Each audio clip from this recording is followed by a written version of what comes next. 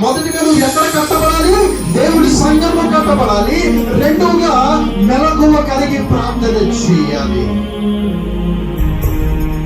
ఈరోజు దేవుని దూతని దర్శించాలి అంటే, ప్రభు మహిమ మన మధ్య ప్రకాశింప చేయాలంటే మనం దేవుని సంఘములో కట్టబడాలి. ఆ తర్వాత మెలకువ కలిగి ప్రార్థన చేస్తే దేవుని దూత మనం ఏం చేస్తుంది? దర్శించుంది. హల్లెలూయా.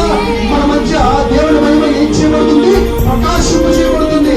మన జీవితంలో దేవుని కార్యాలు జరుగుతాయి, ఆశ్చర్యాలు జరుగుతాయి, అద్భుత కార్యాలు జరుగుతాయి.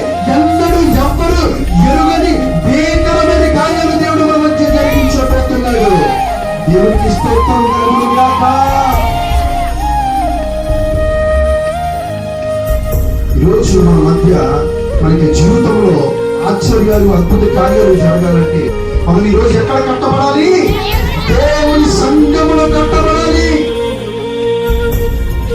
మన ప్రతి సమస్యకు, మనకి ప్రతి ప్రశ్నకు, ప్రతి ఇబ్బందికి సమాధానం దొరకాలంటే మనం ఏ విధమైన ప్రార్థన చేయాలి? మెలకువ కలిగి ప్రార్థన చేయాలి. హల్లెలూయా, హల్లెలూయా.